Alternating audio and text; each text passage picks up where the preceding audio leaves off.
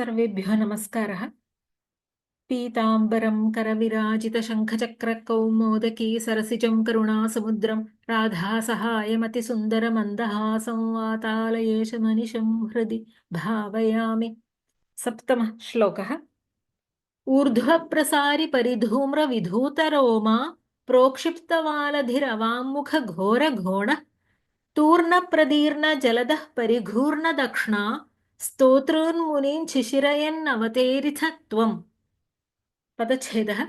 ऊर्ध्वप्रसारि परिधूम्रविधूतरोमा प्रोक्षिप्तमालधि अवाङ्मुखघोरघोणः तूर्णप्रदीर्णजलदः परिघूर्णदक्ष्णा स्तोतॄन् मुनीन् शिशिरयन् अवतेरिथ त्वम्।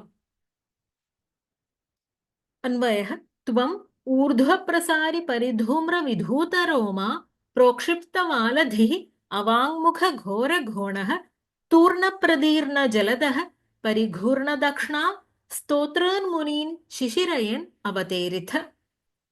अथ वराहमूर्तेः स्वरूपं वर्णयति। त्वम् अवतेरिथ। कीदृशस्त्वम्? ऊर्ध्वप्रसारि परिधूम्रविधूतरोमा प्रोक्षिप्तमालधिः अवाङ्मुखघोरघोणः तूर्णप्रदीर्णजलदश्च। किं कुर्वन् अवतेरिथ? स्तोतॄन्मुनीन् शिशिरयन् अवतेरिथ। केन? परिघूर्णदक्ष्णा। त्वं श्रीवराहमूर्तिः भगवान् विष्णु ऊर्ध्वप्रसारि परिधूम्रविधूतरोमा। धूम्रः कृष्णलोहितवर्णः, श्यामरक्तमिश्रितवर्णः, विधूतं कम्पितं। वराहस्य शरीरे रोमाणि सन्ति खलु, तानि रोमाणि ऊर्ध्वप्रसारीणि आसन्। पुनः परिधूम्राणि धूम्रवर्णे आसन्, विधूतानि च कम्पितानि च आसन्। ऊर्ध्वं प्रसरति तच्छीलमेषामिति ऊर्ध्वप्रसारीणि परिधूम्राणि विधूतानि रोमाणि यस्य सः। ऊर्ध्वप्रसारि परिधूम्रविधूतरोमा इति पुंसि। ऊर्ध्वं प्रसरणशीलानि कृष्णलोहितानि रोमाणि कम्पयन्। प्रोक्षिप्तवालधिः। वराहस्य वालः पुच्छं वर्तते ननु। वालधिः केशवल्लाङ्गूलं। वालाः बालाः केशाः धीयन्ते अत्र इति वालधिः केशयुक्तलाङ्गूलं।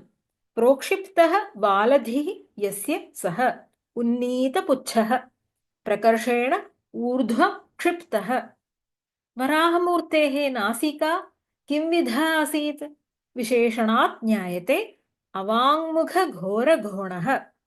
घोरा घोणा घोरघोणा यस्य सः। घोरा भयङ्कराकारा, घोणा नासिका, क्लीबे घ्राणं गन्धवः, घोणा नासा च नासिका इति अमरे नामानि। अवाङ्मुखा अधः कृता घोरघोणा यस्य सः। अधोदेशाभिमुख प्रवृद्ध भीषणनासिकः घोणते गृह्णाति वस्तुगन्धम् इति घोणा। नीचवदनः अधोमुखः सन्। तूर्णप्रदीर्णजलदः तूर्णम् अतिलघु शीघ्रं वा। प्रदीर्णाः विदारिताः शकलीकृताः जलदाः येन सः। जलदः मेघः। अभ्रात् समुद्रं प्रति पतनसमये आकाशे मेघानां खण्डनं कृतवान्। अनायासेन शकलीकृतमेघः।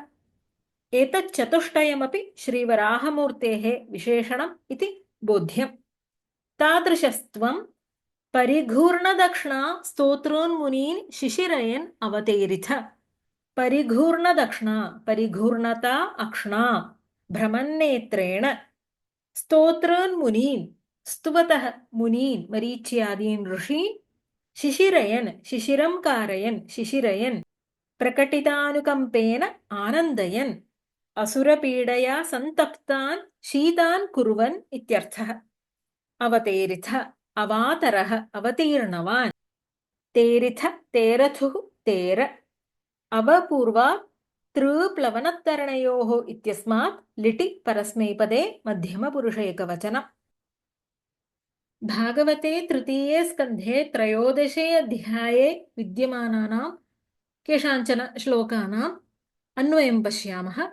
उक्षिप्तवालः, उन्नीतपुच्छः, खचरः, आकाशचरः, कठोरं कठिनशरीरं, सटाः विधुन्वन्, सटाः रोमाणि कम्पयन्, खररोमशत्वक्, कठिन रोमयुक्त चर्म, खुराहताभ्रः, खुरेण आहताभ्रः मेघः, सितदंष्ट्रः, श्वेतदंष्ट्रः, ईक्षाज्योतिः, प्रकाशयुक्तनयनः, महीन्द्रः, भूधरः, भगवान् यज्ञमूर्तिः बभासे, अशोभत, क्रोडापदेशः, वराहमूर्तिः स्वयम् अध्वराङ्गः, स्वयं साक्षात् यज्ञमूर्तिः घ्राणेन गन्धेन पृथिव्याः पदवीं भूमिदेव्याः मार्गं विजिघ्रन्, कराळदंष्ट्रः अपि अकराळदृग्भ्यां सौम्य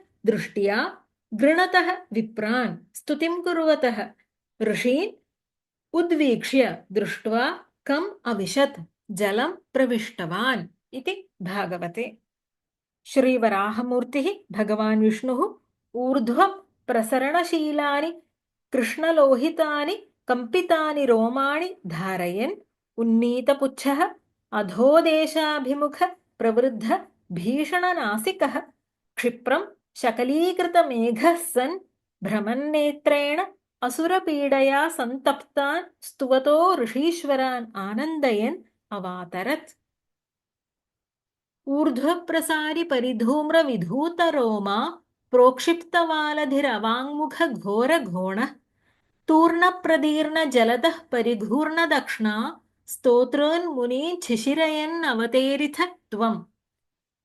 ॐ सर्वे भवन्तु सुखिनः, सर्वे सन्तु निरामयाः, सर्वे भद्राणि पश्यन्तु, मा कश्चित् दुःखभाग् भवेत्। ॐ शान्ति शान्ति शान्तिः। हरिः ॐ श्रीगुरुभ्यो नमः। हरिः ॐ। धन्यवादः।